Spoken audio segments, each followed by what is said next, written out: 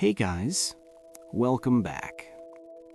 Tonight, we're drifting across centuries, following the quiet threads that held human civilization together. From the first animal skins worn under prehistoric stars, to silk shimmering in Roman candlelight. From samurai discipline forged in fire, to camel bells echoing across the Silk Road.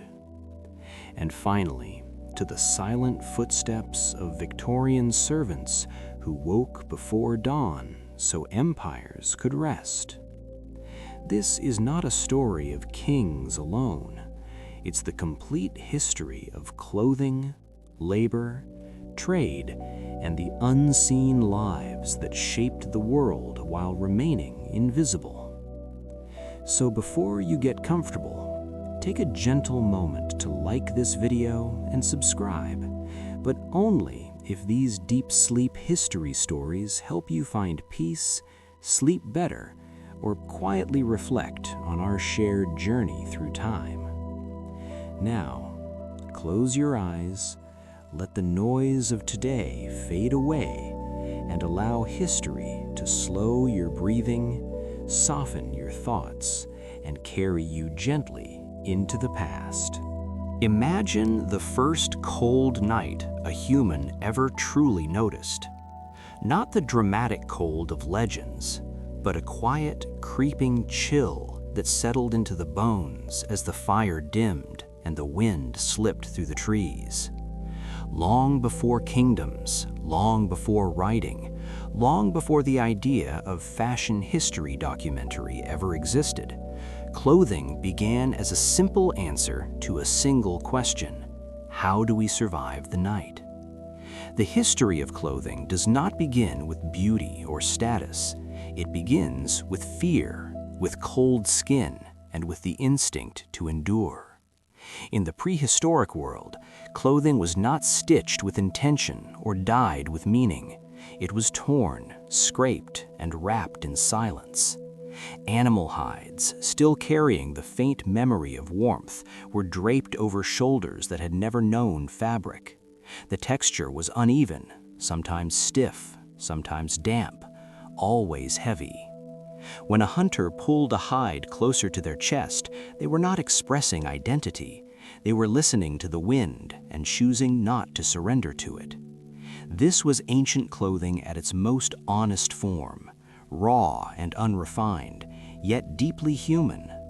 The smell of leather mixed with smoke, the sound of rough fibers brushing against skin, the subtle creak of dried hide shifting with each breath. These sensory details mattered more than beauty. They were signals of survival. In this earliest chapter of fashion history, there were no mirrors, no trends, no seasons, only repetition. Each generation learned quietly that bare skin meant vulnerability. Slowly, tools improved. Stone blades grew sharper. Scraping became more precise. Hides were softened with animal fat, stretched and dried under open skies. Clothing became lighter, more flexible, and more reliable. It no longer fell apart after a single winter. This small improvement changed how humans moved through the world. They could travel farther. They could stay awake longer. They could endure colder nights without fear. Relaxing history often skips this part, but it is here that clothing begins to reshape the human mind. When warmth is secured, thought becomes possible. Over time, clothing gained purpose beyond protection. A thicker hide meant respect. A better prepared garment suggested experience. Without words, clothing quietly communicated survival knowledge. This was not fashion yet, but it was meaning. It was the first time fabric, however crude, carried a story. As communities formed, subtle differences appeared. Some hides were decorated with simple cuts or markings, not to impress, but to remember, to mark a hunt, to honor an animal, to carry memory on the body. This is where the history of clothing gently shifts from necessity to expression, though still wrapped in silence. There were no fast changes, no sudden revolutions. Everything moved slowly, like breath in cold air. Clothing evolved because humans changed, not the other way around. And even now, thousands of years later, when modern fabrics whisper against our skin, something ancient still remains. That quiet relief of warmth, that sense of being held by what we wear.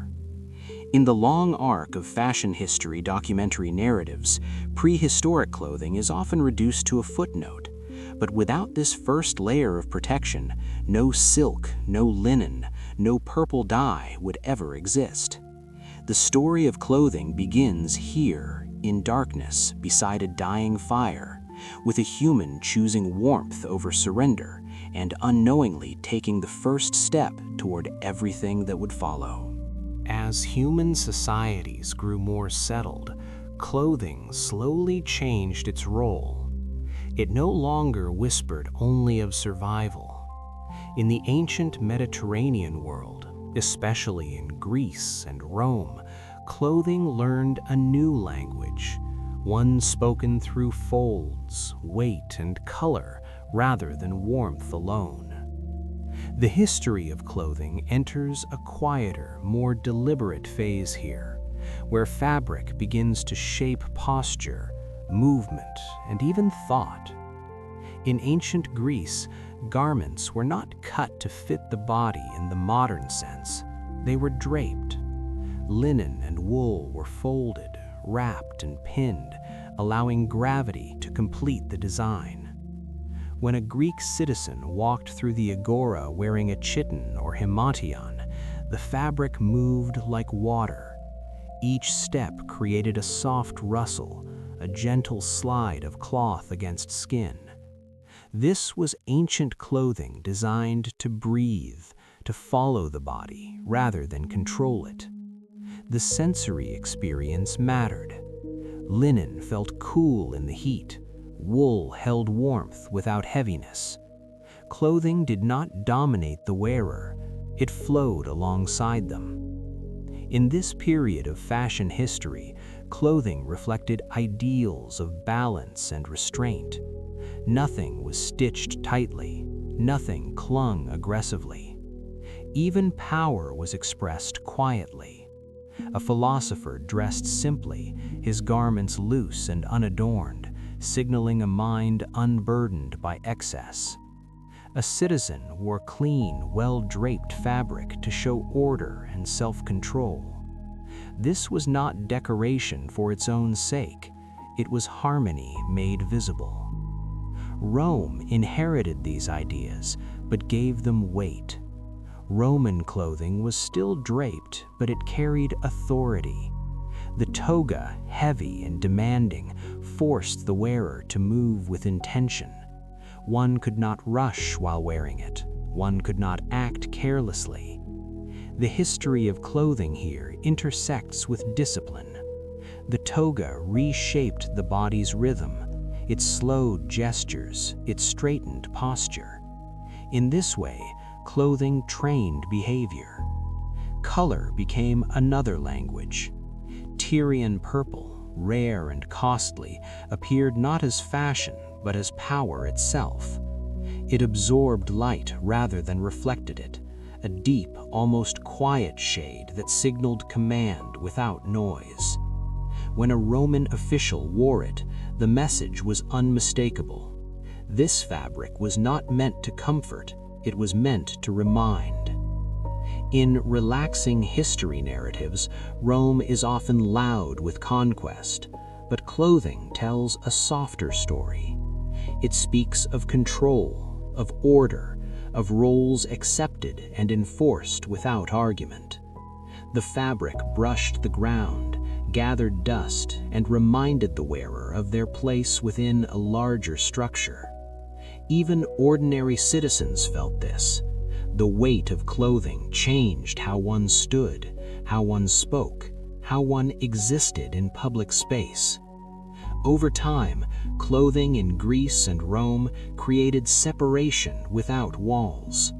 A glance at fabric was enough to understand status, responsibility, and expectation. There was no need for explanation. Clothing had become a quiet system of rules. And yet, beneath this structure, the sensory world remained gentle. The sound of sandals against stone, the whisper of fabric in a courtyard breeze, the warmth of the sun absorbed into linen. These details softened the authority clothing carried. In the long arc of fashion history documentary storytelling, this era marks a turning point. Clothing is no longer just protection or memory. It becomes communication. It teaches humans how to move through society with awareness. Even now, when modern garments trace clean lines around the body, echoes of Greece and Rome remain. The drape, the fall, the way fabric teaches stillness and presence. In this chapter of the history of clothing, humanity learned that what we wear does not simply cover us, it guides us, quietly, into who we are expected to be. As the ancient world faded and the Middle Ages settled quietly over Europe, clothing began to change once again, not in speed or beauty, but in meaning. This chapter in the history of clothing is heavier, slower, and more structured. Fabric no longer flowed freely like Greek linen or guided posture like Roman togas. Instead, it divided. Medieval clothing became a system of boundaries, carefully woven into daily life. In stone cities and wooden villages alike, what you wore did not simply reflect who you were, it decided who you were allowed to be. The sensory world of medieval clothing was dense. Wool dominated everyday life. It scratched gently against the skin, trapping warmth but never fully relaxing. Linen underlayers absorbed sweat and softened movement, while coarse outer garments pressed weight onto the body. Clothing in this era reminded the wearer of gravity, of responsibility, of place. Unlike earlier periods where drape suggested freedom, medieval garments enclosed. Sleeves narrowed, bodices tightened, belts cinched fabric close to the body. Movement became deliberate, measured, restrained. In this way, clothing trained endurance. For peasants, fabric was functional and unforgiving. Homespun wool and rough linen carried the scent of earth and labor. The sound of fabric brushing against itself accompanied every task, a soft but constant reminder of work. These garments were not meant to last forever. They were patched, repaired, and worn until memory lived in the seams. Ancient clothing once protected against nature. Medieval clothing protected against time. For the nobility, fabric told a different story. Silk, velvet, and finely dyed wool introduced softness into a harsh world. The texture was smoother, quieter, more controlled. When noble garments moved, they whispered rather than scraped. Color became language. Deep reds, rich blues, and shimmering purples announced access, privilege, and power. This was not fashion history documentary spectacle. It was regulation. Laws controlled who could wear what. Sumptuary codes ensured that fabric itself enforced hierarchy. Clothing did the work of walls and guards. One glance at a sleeve or hemline told a complete story. Relaxing history often portrays the Middle Ages as dark and loud, but clothing reveals a more subdued reality. Life moved slowly. Dressing took time. Layers were added deliberately, one by one, creating a ritual of preparation. Morning routines were quiet, repetitive, almost meditative. The act of dressing anchored the day. It reminded the body of expectations long before words were spoken. Clothing became memory. A wool cloak absorbed years of weather, smoke, and movement. A velvet gown held the faint echo of halls and candles. Each garment carried the weight of routine. This is where the history of clothing intertwines deeply with identity. To change one's clothing was to challenge order.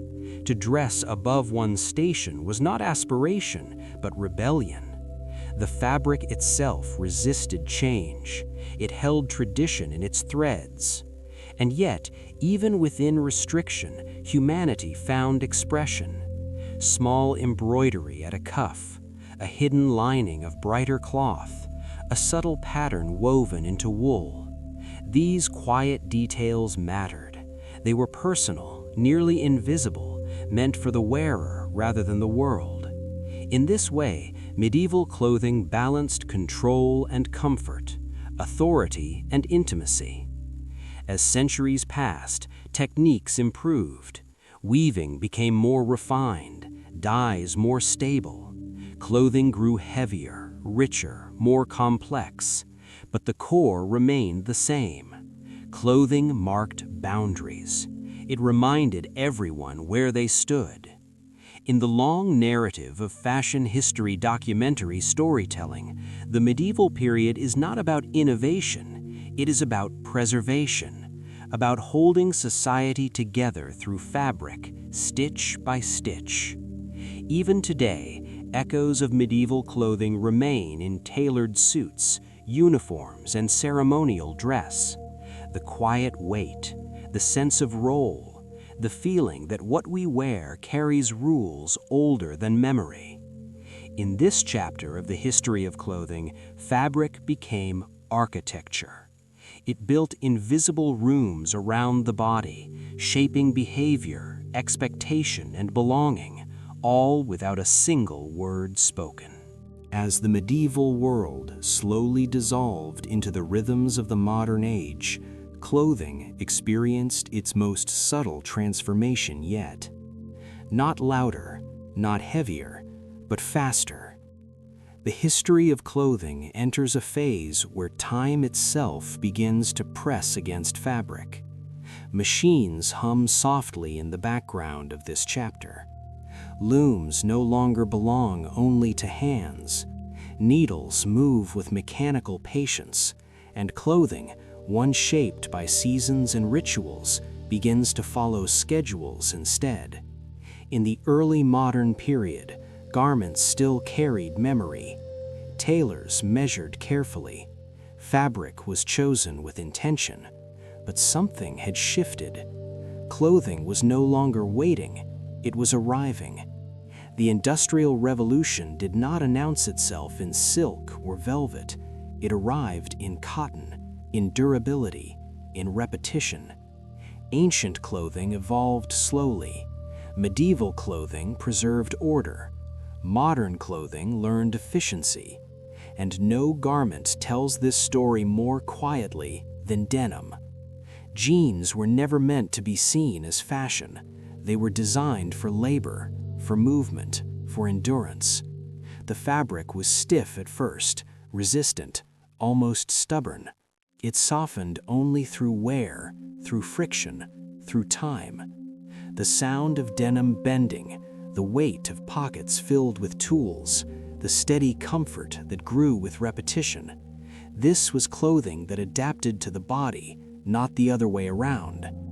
In fashion history documentary narratives, jeans often symbolize rebellion, but their true story is patience. They waited. As modern life accelerated, clothing followed. Factories shortened distances. Trends began to travel faster than memory. What once took generations now took seasons. Fabric grew thinner. Stitching grew faster. The sensory experience of clothing changed. The soft whisper of mass-produced cotton replaced the heavy presence of wool. Clothing became lighter, easier, quieter.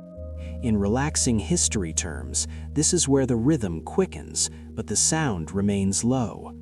The body adjusted, dressing became quicker, choices multiplied, identity became flexible.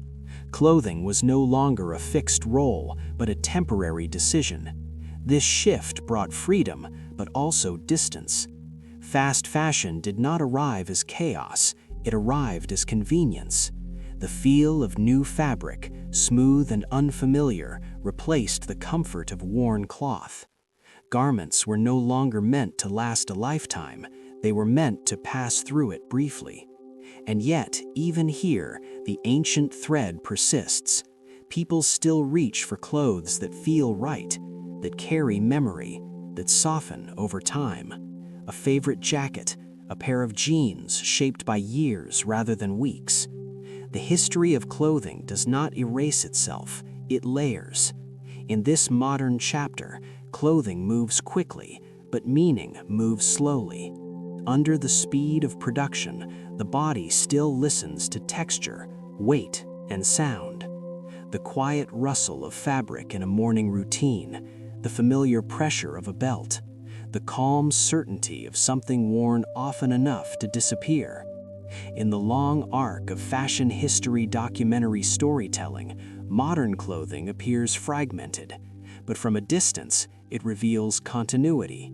From animal hide to linen, from wool to denim, from hand stitch to machine seam, clothing remains a dialogue between body and world. This chapter does not end with innovation, it settles into repetition. The act of choosing clothes each day becomes unremarkable, almost invisible, and that is where sleep finds its way in. Clothing no longer demands attention, it supports it. In the complete history of clothing through the ages, this final movement of the chapter reminds us that even as fashion speeds up, the human need remains unchanged. We dress not only to be seen, but to feel held. And in that quiet comfort, the story gently pauses. Paris, the 18th century. The city does not wake with noise, but with murmurs. Before revolutions, before crowds, before history learns to shout, it whispers. In narrow streets and elegant homes, beneath ceilings painted with soft mythological scenes, ideas begin to gather like smoke above a candle. This is where the French Enlightenment quietly takes shape, not in palaces or battlefields, but in salons. Private rooms become public minds. The history of Paris during this time is not only written in stone and street names, but in conversations held late into the evening, where voices lower, thoughts sharpen, and reason slowly replaces fear. The salons are warm, deliberately so. Firelight flickers against silk walls, casting shadows that move gently as people shift in their seats. Cups of coffee rest between fingers, cooling as debates unfold. Clothing is refined, gestures measured. No one raises their voice. In this world, power belongs to those who can think clearly and speak softly. Women host these gatherings, guiding the flow of conversation with subtle authority. They choose who speaks, who listens, and when silence should fall. The French Enlightenment grows here, not through force, but through patience. Philosophers arrive carrying ideas that feel dangerous, not because they are loud, but because they are calm. Voltaire's philosophy does not demand obedience, it invites examination. He questions tradition with wit rather than anger, his words cutting gently, almost politely, into centuries of accepted belief.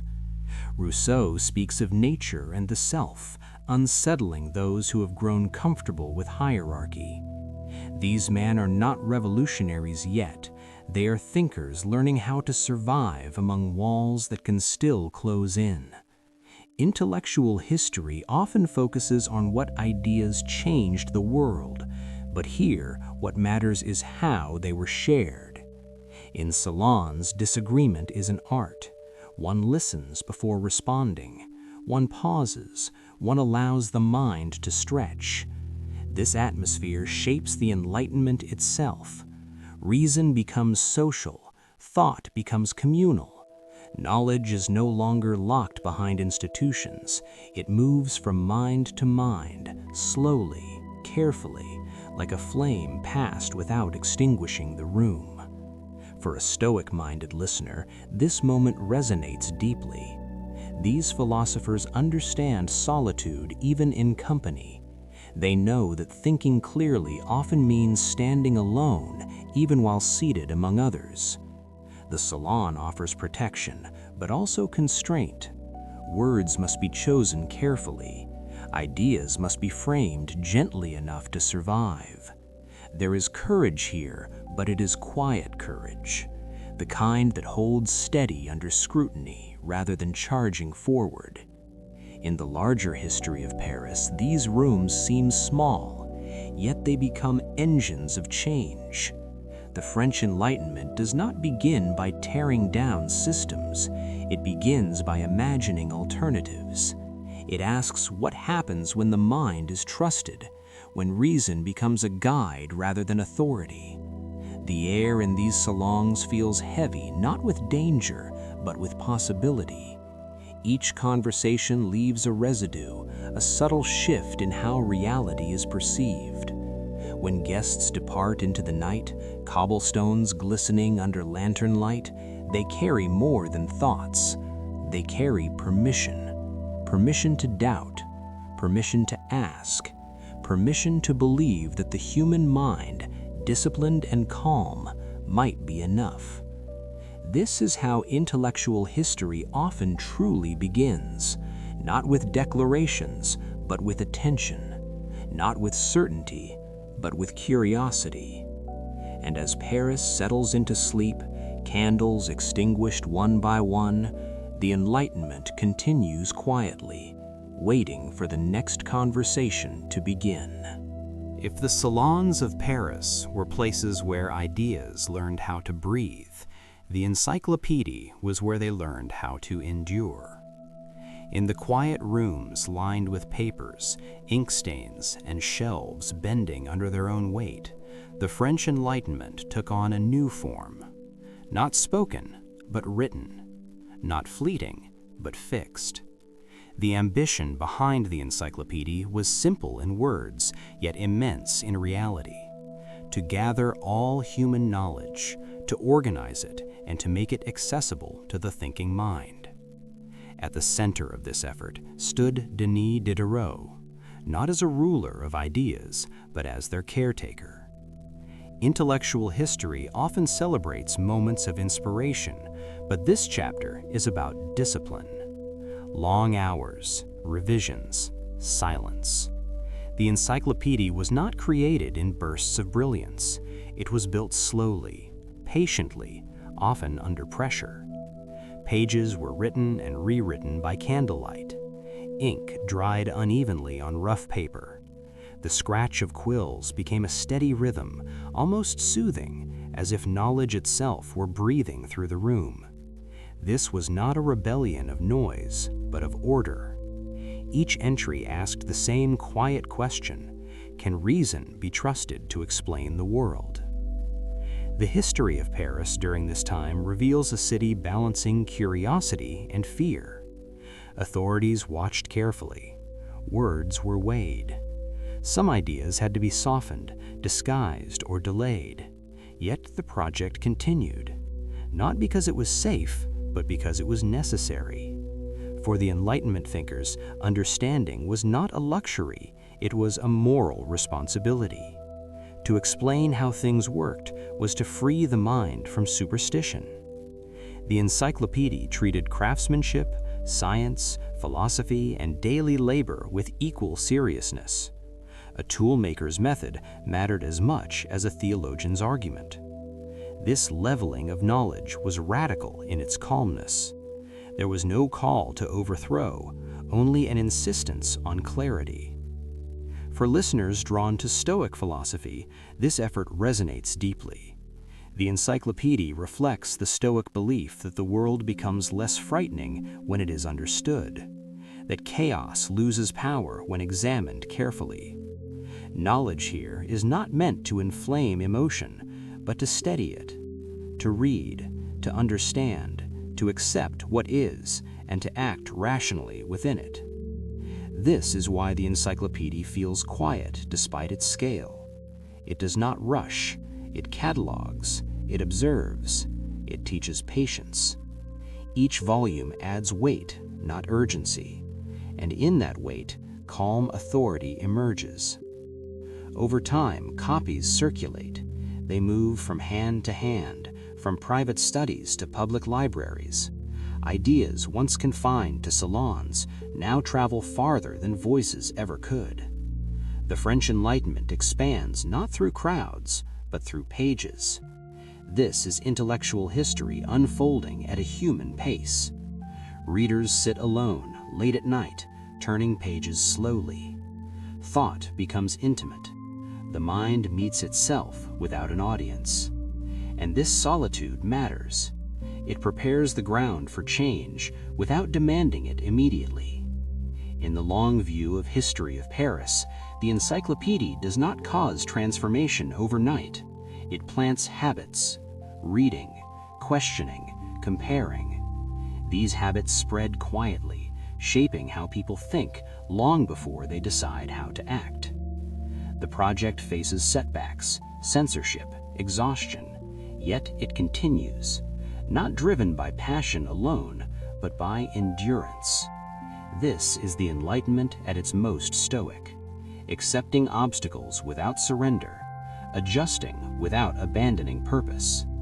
And as the final volumes near completion, something subtle has already changed. The world feels more explainable, less mysterious, less controlled by fear.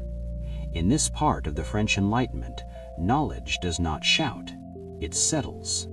Like dust after movement, it rests gently on the mind.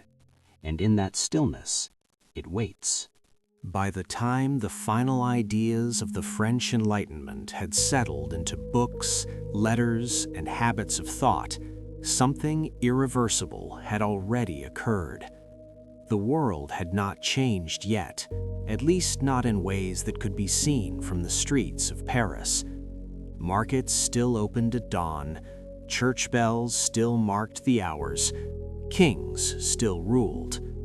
And yet, beneath this familiar surface, the mind of society had shifted.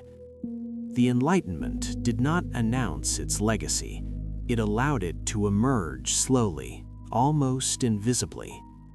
This is the part of intellectual history that unfolds in silence, where consequences arrive long after conversations have ended. The thinkers of the Enlightenment did not all live to see the impact of their ideas. Many never intended revolution.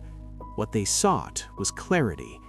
They believed that when people learned to think for themselves, change would follow naturally, without force. Voltaire's philosophy encouraged skepticism without cruelty.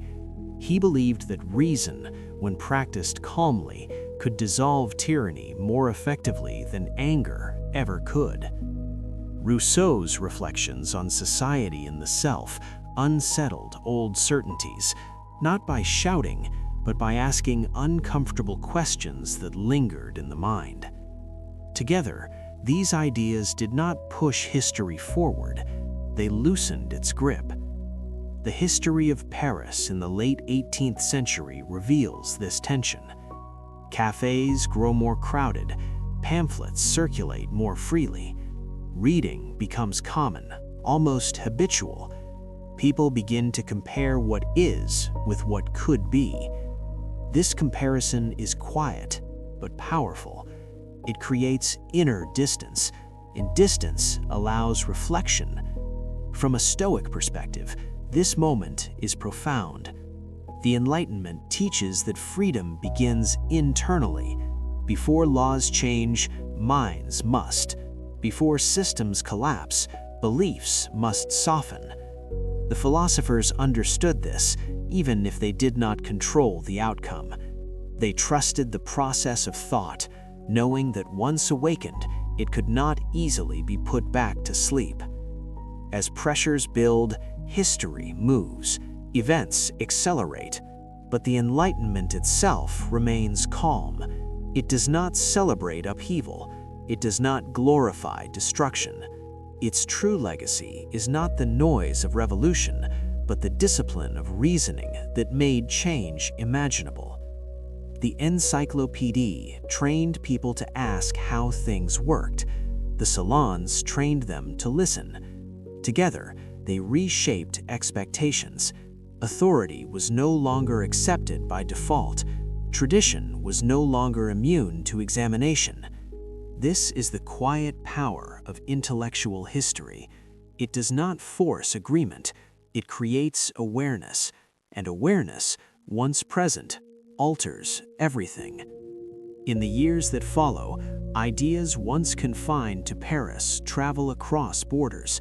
They influence constitutions, education, in the way individuals understand responsibility. The French Enlightenment becomes less French, more human. It teaches that knowledge is not meant to dominate, but to guide. That reason is not a weapon, but a compass. In relaxing history narratives, this legacy often feels distant, abstract, but it is deeply personal. Every time someone pauses before reacting, questions an assumption, or seeks understanding instead of certainty, the Enlightenment breathes again. As night settles over Paris once more, centuries later, the city remains layered with memory. Beneath modern lights and quiet streets, echoes of candlelit rooms persist, not as arguments, but as habits of mind. The Enlightenment did not end. It diffused, it became ordinary, and that may be its greatest achievement. In the complete story of the French Enlightenment, the final chapter is not written in monuments or dates. It is written in the way people think when no one is watching. Calmly, independently, with patience. And as the mind slows, understanding replaces urgency, and sleep arrives not as escape, but as rest, earned through clarity. The Sengoku period does not begin with clarity. It begins with fog. Mist rolling over rice fields, over broken alliances, over provinces ruled by fear rather than law. In this fractured Japan, discipline is survival, and tradition is both shield and cage. It is here, in Owari province, that Oda Nobunaga is born, a man who later be called both a fool and a demon king. But in his youth, he is simply different. From the beginning, he refuses to perform the expected rituals of a samurai heir. He dresses oddly. He moves without the careful restraint others admire. Elders whisper that he lacks respect, that he lacks discipline. What they do not yet see is that his discipline is internal, not ceremonial. This is the foundation of his story, and of samurai history sleep narratives that focus not on swords, but on the mind that holds them. Sengoku Japan grows up surrounded by chaos, the age where loyalty shifts overnight and castles burn without warning. Many young warriors respond by clinging to tradition, hoping the past can protect them. Nobunaga does the opposite. He watches, he learns, he studies behavior more than form. While others memorize codes, he observes outcomes. This makes him dangerous, not because he is violent, but because he is awake. His so-called rebellion is not reckless, it is selective. He discards what no longer works and keeps what does. This is the Stoic warrior at his earliest stage, calm under judgment, unmoved by mockery, focused on reality rather than reputation. The history of Oda Nobunaga is often told through battles, but the real turning point happens long before swords are drawn. It happens in solitude, in moments when he chooses to stand apart rather than belong. This isolation sharpens him. He understands that leadership requires distance, that vision often demands loneliness. In Japanese history documentary accounts, these early years are framed as immaturity. In truth, they are preparation. Nobunaga begins to see war not as chaos, but as structure waiting to be imposed. He understands that numbers alone do not win. Morale does, timing does, fear does. These insights form quietly without announcement. He does not preach, he adapts. He disciplines himself to think differently in a world addicted to habit. This mindset will later define his accomplishments, but for now, it simply sets him apart. Even within his own family, he is underestimated. When his father dies, many doubt his ability to lead. Nobunaga responds not with speeches, but with action. He consolidates power efficiently, without hesitation, without apology. His discipline is not emotional, it is strategic. This is why the label of fool never troubles him. He understands that being underestimated is an advantage. In samurai history sleep storytelling, this is where tension quietly builds. A man dismissed by tradition is learning how to reshape it. The fog of Sengoku Japan thickens, but Nobunaga's vision clears. He sees opportunity where others see threat. He sees systems where others see disorder. This chapter of Japanese history documentary narratives teaches a subtle lesson. True discipline is not obedience to the past, it is mastery of the present. And as Nobunaga steps forward, leaving the role of misfit behind, the world has not yet realized that it is about to change. In the summer of 1560, the Sengoku period holds its breath. Armies move, banners rise, and certainty favors the many. Imagawa Yoshimoto advances with overwhelming force, confident, unhurried, almost bored by the thought of resistance.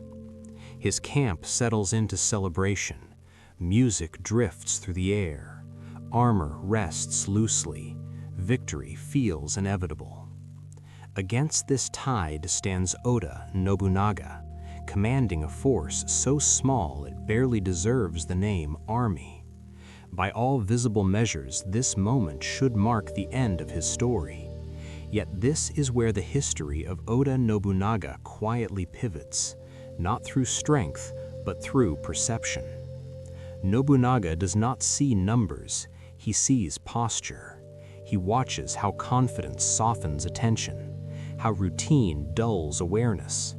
Where others calculate troops, he calculates minds. This is the core lesson of samurai history sleep narratives that focus on strategy rather than spectacle. Nobunaga understands that the battlefield begins long before swords meet. It begins in expectation. The enemy expects dominance. Nobunaga offers unpredictability. As storms gather, rain muffles sound. The landscape itself becomes part of the strategy. Nobunaga moves swiftly, not in panic, but in precision. Every step is measured. He does not waste motion. He does not announce intent. His discipline is absolute. Stoic in nature, he accepts the reality of imbalance and works within it. There is no illusion of control, only clarity of choice. When the moment arrives, it feels sudden only to those unprepared. Nobunaga strikes not the army, but its center of certainty. Imagawa falls not because his men lacked courage, but because their minds were elsewhere. This is the unseen victory, the triumph of timing, weather, and psychological fracture. The Battle of Okehazama enters Japanese history documentary accounts as a miracle, but miracles are simply preparation misunderstood. Nobunaga had trained himself to remain calm where others relied on momentum. He had learned that fear spreads faster than force, that when leadership collapses, numbers dissolve. This battle does not elevate him through glory, it isolates him further. Victory attracts attention, envy, and scrutiny. Yet Nobunaga remains unchanged. He does not romanticize the moment. He analyzes it. He learns. He understands that the mind, once disciplined, becomes the most reliable weapon. In the quiet aftermath, there is no celebration, only adjustment. This is why Okehazama matters, not as a tale of daring, but as a lesson in restraint. Nobunaga does not chase fame. He consolidates. He prepares for the next inevitability. For the Stoic listener, this moment resonates deeply. It teaches that control is not found in dominance, but in readiness, that solitude sharpens judgment, that discipline allows one to act decisively without noise. In the Sengoku period, chaos rewards those who remain centered. Okehazama proves that history bends not toward the strongest, but toward the clearest. As the rain fades and silence returns, the land does not yet know it has shifted, but it has, and Nobunaga moves forward, carrying not pride, but confirmation. Confirmation that the mind, when trained, can turn imbalance into advantage. This understanding will shape everything that follows. In the early hours of a quiet morning in Kyoto, the air feels unusually still.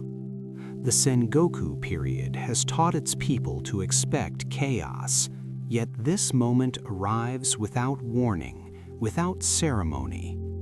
At Honnoji Temple, Oda Nobunaga rests briefly, guarded lightly, confident not in protection, but in awareness. He has lived long enough in uncertainty to know that safety is always temporary. When betrayal reveals itself, it does not arrive as shock, it arrives as confirmation. For Nobunaga, this is not the collapse of a plan, but the final movement of a life lived deliberately. Samurai history sleep narratives often focus on honor at the moment of death, but Nobunaga's final hours speak more of clarity than drama. He does not plead, he does not flee, he assesses, he accepts. This is amor fati in its purest form, the love of fate, not because it is kind, but because it is unavoidable. Throughout his life, Nobunaga challenged tradition, reshaped warfare, and imposed order on chaos. Yet he never believed himself immune to consequence. He understood that power invites resistance, that vision creates enemies, and that leadership carries solitude to its end. In Japanese history documentary accounts, Honnoji Temple is often framed as tragedy, but from a Stoic perspective, it is completion. Nobunaga meets reality without resentment. He has trained his mind for this moment long before it arrives.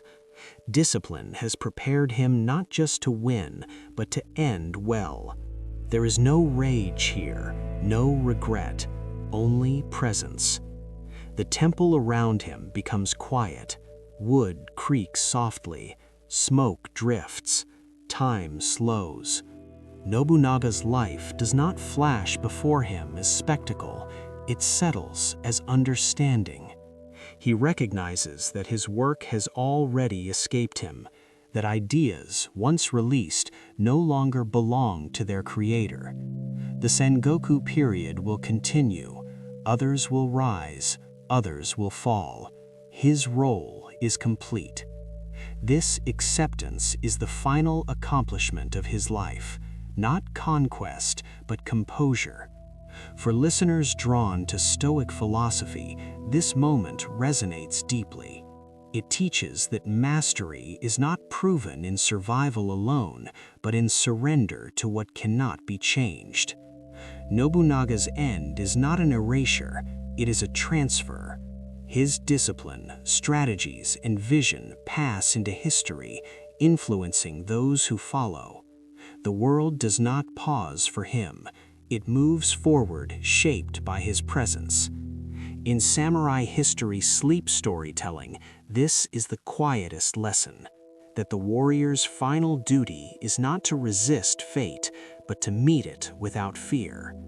As dawn approaches, the city remains unaware of what has occurred.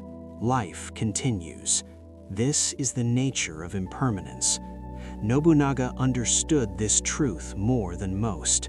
He lived without illusion of permanence, and so he meets impermanence without panic.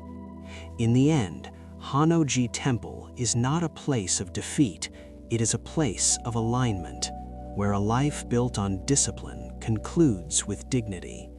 The fog of the Sengoku period does not lift, but Nobunaga no longer needs it to. His story settles into silence, where sleep finds its deepest rest. The sound arrives first. A soft bell tied to a camel's neck, swaying gently as it moves across an endless horizon. The desert breathes slowly here, stretching from one edge of the world to the other. Long before maps could capture it, before borders hardened, the Silk Road existed as an idea shaped by desire. The history of the Silk Road begins not in the desert, but in the cities that dreamed beyond their walls. In Rome, silk appears like a rumor. Light as air, shimmering in candlelight, it defies the weight of wool and linen. Senators touch it and feel something unfamiliar. This fabric does not merely clothe the body, it suggests distance, mystery, and power. The Roman elite crave it, even as moralists warn against its softness. This hunger is the first spark. Ancient trade routes rarely begin with necessity, they begin with longing. To obtain silk, merchants must cross lands they do not know, guided only by fragments of knowledge passed quietly from one traveler to another. The route is not a single road, but a shifting network of paths responding to politics, weather, and survival. Caravan after caravan sets out, moving at the pace of endurance. Days stretch into weeks, weeks into months. The desert becomes a test of patience. Wind sculpts dunes overnight. Heat presses down during the day, while cold settles deep into the bones at night. This is not a journey of speed, but of rhythm.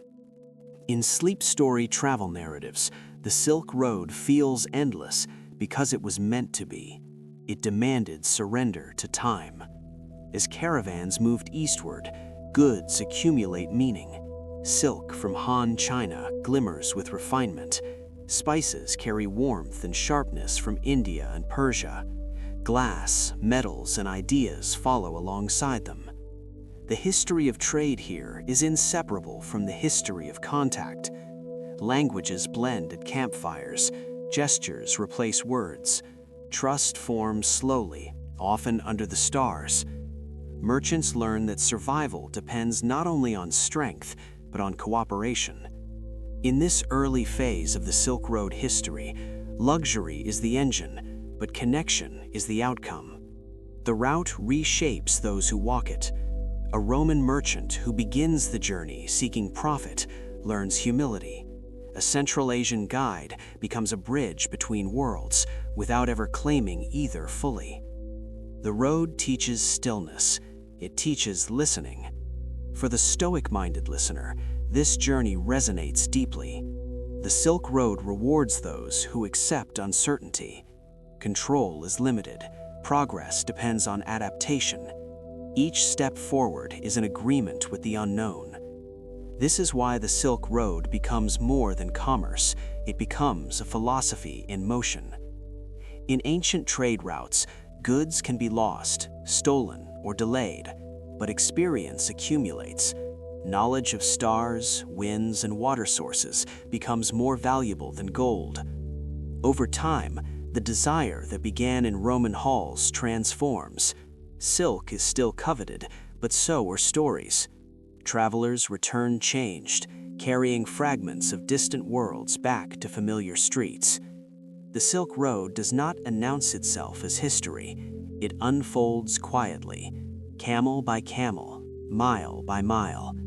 In the vast silence of the desert, something extraordinary begins, a network of exchange that binds continents without conquest, a reminder that history of trade is, at its core, a history of movement guided by curiosity rather than command. And as the bells fade into the distance, the journey continues, waiting for the next fire, the next night, the next horizon. Night falls gently along the Silk Road. The desert cools, releasing the heat it has held all day, and shadows stretch long across the sand. In the distance, low walls rise from the horizon, square and quiet, offering shelter without promise. This is a caravanserai, not a city, not a home, but a pause. Along the Silk Road history, these resting places become the true meeting points of the ancient world. Here, movement slows, camels kneel, bells fall silent, and for a few hours, the road stops demanding endurance. Inside the courtyard, a fire crackles softly. The smell of smoke mixes with spices carried in sacks and sleeves. Persian saffron, Indian pepper, Chinese tea leaves, all lingering in the air without hierarchy. Languages overlap, not in argument, but in curiosity. A gesture replaces a word. A shared bowl replaces negotiation. This is the history of trade at its most human. Caravanserais exist because the road is unforgiving. Ancient trade routes require trust, and trust needs repetition. These walls provide both. Merchants know they will find water, food, and safety here, regardless of origin. Religion is left at the gate, or rather it sits quietly beside others. A Buddhist monk rests near a Muslim trader. A Nestorian Christian listens to a Zoroastrian story. No one converts anyone. They exchange something softer, perspective. In sleep story travel narratives, this is where the Silk Road breathes. The journey is no longer about distance, but about connection. Goods rest beside their carriers, temporarily stripped of urgency. Silk folded carefully, its surface catching firelight with a subtle shimmer. Glassware wrapped in cloth. Manuscripts hidden among supplies. But more than objects change hands here, ideas travel lightly. Stories of distant rulers, unfamiliar customs, strange illnesses, and unfamiliar gods drift through the night. The caravanserai becomes a living archive, storing fragments of the world without writing them down. For the Stoic-minded listener, this moment carries quiet wisdom. The caravanserai teaches acceptance of difference without resistance. No one owns the road.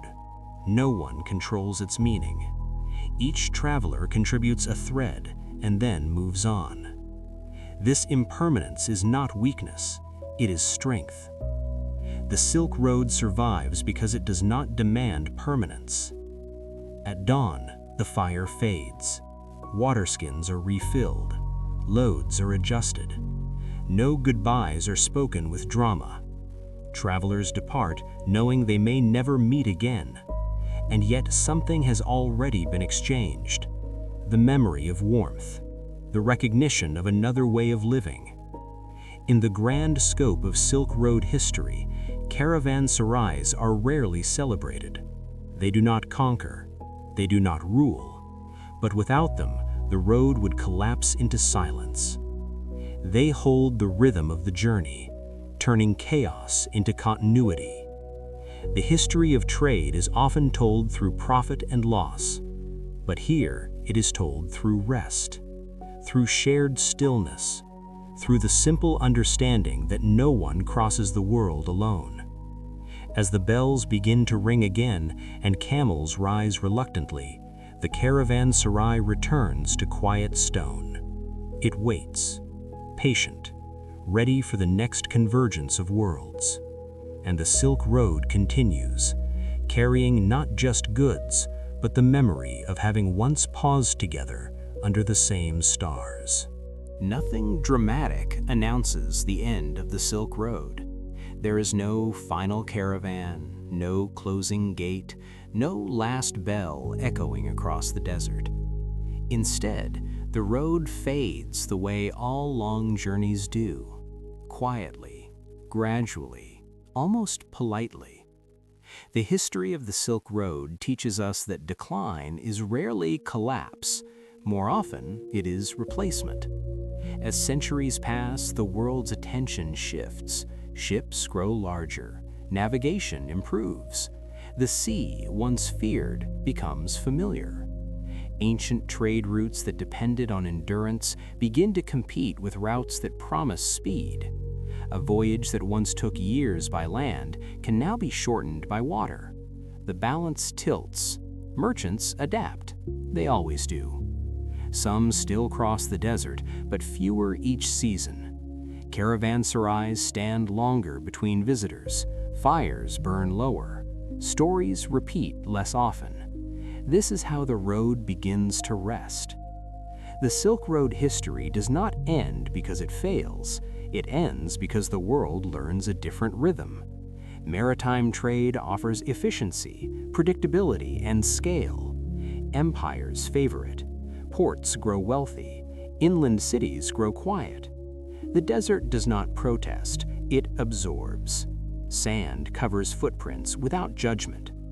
For those who once walked the route, this change feels less like loss and more like release.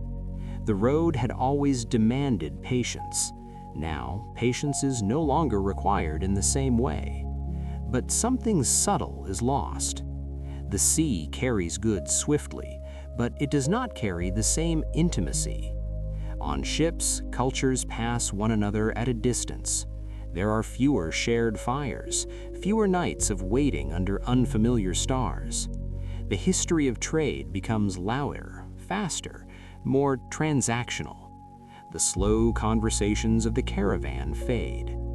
From a Stoic perspective, this transition is neither good nor bad, it is natural. Everything that exists has its season. The Silk Road flourished because conditions allowed it to. When conditions changed, it receded. This acceptance is central to understanding history without nostalgia.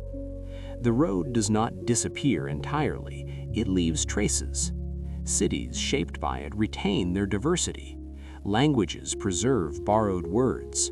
Foods, fabrics, and beliefs carry its imprint. Even as ships dominate commerce, the memory of the road lingers in habits and myths.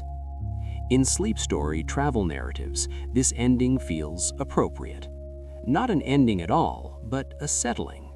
The Silk Road becomes part of the landscape of the mind, a reminder that connection once required slowness, that exchange once required presence.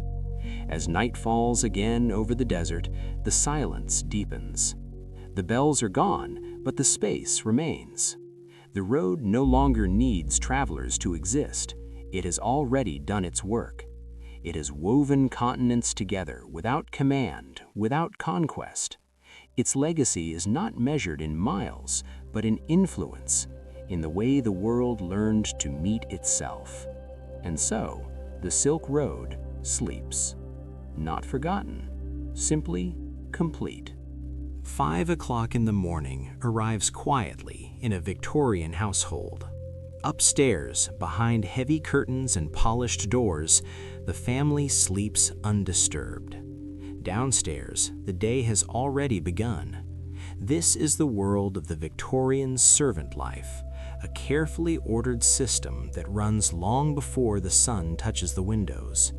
In the life in the Victorian era, power is not only displayed in drawing rooms and dining halls, it is sustained in kitchens, corridors, and narrow staircases where footsteps are trained to be silent. The hierarchy below stairs is as rigid as any social code above them.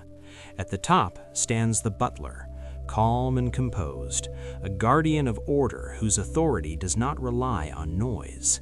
He speaks softly, moves deliberately, and remembers everything. The butler is not family, yet he knows the household better than anyone. He controls access, timing, and the flow of daily life. Beneath him, the housekeeper mirrors this authority among the women.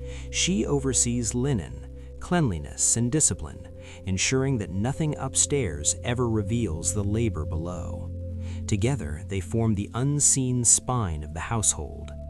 Further down the hierarchy, footmen move between worlds. They serve at table in tailored livery, visible yet voiceless, trained to appear without presence. Their posture is part of the performance of wealth. In the downstairs history of the Victorian servant life, appearance is labor. Every button, every glove, every controlled gesture contributes to the illusion that comfort requires no effort. Below them work the maids, divided by task and rank. A lady's maid attends closely to her mistress, learning her moods, her preferences, even her silences. Trust here is intimate but unequal. Further still, the scullery maid labors in heat and damp, scrubbing pots before dawn, rarely seen, rarely acknowledged. This is the foundation of daily life history in the Victorian era. Each role is defined, each boundary enforced, not through cruelty alone, but through repetition. Servants learn where they may stand, when they may speak, how quickly they must move. The hierarchy offers stability, but it also limits imagination. Many servants enter this system young, accepting it as the natural order of the world. Advancement is possible, but slow, and always within the structure. From a Stoic perspective, this life demands endurance. Control is minimal. Dignity must be internal. The servant who survives does so by mastering routine, by finding calm within constraint. In sleep-friendly storytelling, this rhythm is soothing, almost hypnotic. The house breathes through its servants. Doors open before they are needed. Fires burn before the cold is felt. Meals appear as if by magic. The family rarely considers the choreography required to maintain this illusion. And yet, this silent hierarchy is what allows the empire outside to function. The Victorian age prides itself on progress, industry, and order, but it is the invisible labor of servants that makes refinement possible. Downstairs, time is measured not by clocks, but by tasks completed quietly. This is not a story of rebellion, it is a story of presence, of lives lived in service, structured by hierarchy, sustained by discipline, and defined by being necessary without being seen. As the house slowly wakes upstairs, the downstairs world has already done its work, settling back into shadow, ready to begin again tomorrow. The house does not run on intention, it runs on routine. In the Victorian servant life, days are not measured by hours, but by sequences repeated until they become instinct. Long before breakfast is served upstairs, the work downstairs has already unfolded in careful order. Floors are brushed in patterns that leave no trace. Silverware is polished until reflections soften, never bright enough to draw attention. The fire is coaxed awake gently, without smoke that might offend delicate senses above. This is daily life history at its most precise. Each task carries its own rhythm. The scullery maid begins in darkness, hands in cold water, scrubbing pots from the previous night. There is no audience, there is only completion. In the kitchen, the cook plans meals not for pleasure, but for consistency. Timing matters more than creativity. Dishes must arrive warm, identical, reliable. Even newspapers are pressed with irons so they lie flat and quiet at the breakfast table. Nothing must suggest effort. In the life in the Victorian era, comfort is an illusion carefully maintained. Servants learn to anticipate needs before they are spoken. Tea is prepared at exactly the right moment. Curtains are drawn to the preferred angle. Shoes appear cleaned without request. This anticipation is not magic. It is memory, disciplined into service. The household expects silence, and silence is enforced through habit rather than punishment. Doors are closed softly. Footsteps follow specific routes. Voices lower instinctively. This quiet is not peace, it is control. From a Stoic perspective, the servant's challenge is internal. External freedom is limited, choice is narrow. What remains is the mastery of response. To perform the same tasks daily without resentment requires acceptance. Many servants find pride in precision. A well-laid table becomes a small victory. A smoothly executed afternoon tea affirms competence. These moments sustain identity when recognition is scarce. In sleep-friendly storytelling, this repetition becomes calming. The mind follows the pattern. Polish, fold, prepare, clean, repeat. Time stretches. Fatigue is managed through familiarity. Even hardship becomes predictable. Yet beneath the calm surface, the work is unending. There are no weekends as we understand them. Illness does not excuse absence easily. A missing servant disrupts the entire system. Loyalty is expected and often given, not because it is rewarded, but because it is required for survival. The Victorian age celebrates progress, but downstairs, progress means efficiency, not relief. Tools improve slightly, methods refine, but the demand remains constant. The servant's body adapts, movements become economical, energy is conserved. This quiet endurance is rarely recorded in grand histories, yet it forms the backbone of daily life history. Without these routines, the upstairs world would collapse into disorder. From dawn to nightfall, tasks overlap seamlessly. When the family retires in the evening, servants reset the house again. Fires are banked, dishes cleaned, clothes prepared for the next day. Sleep arrives late, light, and ready to be interrupted. This is the rhythm that defines Victorian servant life. Not drama, but persistence. Not rebellion, but continuity. And in this steady repetition, there is a strange stability. A life constrained, yet structured. Limited, yet dependable. As night deepens, the house grows quiet once more. And downstairs, the routine waits patiently to begin again. Silence is not accidental in a Victorian household. It is taught, reinforced, and internalized. For the servant, silence becomes both shield and rule. It protects the family's privacy and defines the servant's place within the home. Words are measured carefully. Opinions are withheld. Presence is acknowledged only when required. This discipline is not always imposed with cruelty. More often, it is absorbed through repetition. A raised eyebrow from the housekeeper, a subtle pause from the butler. Correction arrives quietly, without spectacle. Over time, silence becomes instinct. In the Victorian servant life, loyalty is built upon this restraint. Servants are expected to see everything and say nothing. They witness arguments, illnesses, financial anxieties, and moments of vulnerability, yet these details never leave the house. Trust is the currency that allows the system to function. A loyal servant becomes indispensable, not because of affection, but because of reliability. This expectation shapes identity. Many servants come to define themselves through duty. Their value is found in consistency, not recognition.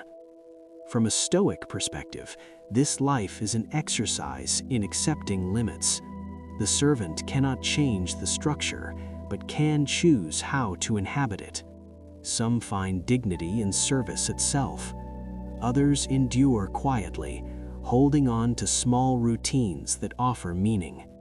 Polishing silver until it reflects evenly, aligning shoes precisely, ensuring that nothing upstairs ever hints at disorder. These acts become expressions of control within constraint.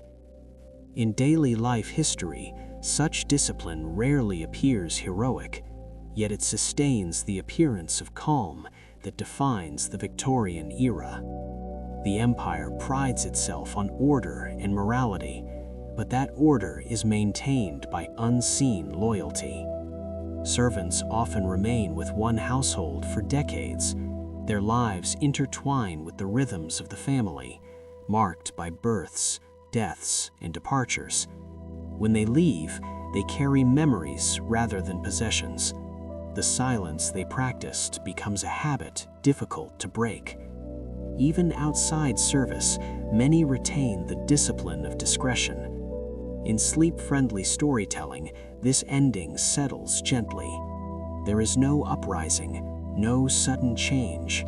The Victorian servant life fades gradually with modernization, labor reform, and shifting social structures. But its lessons linger: the power of routine, the cost of invisibility, the strength required to remain composed without acknowledgement. As the house grows quiet for the final time tonight, the servants complete their last tasks. Lights dim, doors are checked, shoes are aligned for tomorrow. Upstairs sleeps peacefully, unaware of the careful closure below. And in that stillness, the story finds its rest. A history not of rulers, but of those who made comfort possible. A reminder that behind every polished surface lies disciplined silence. And as the listener drifts into sleep, the house remains steady, held together by loyalty, restraint, and lives lived without applause.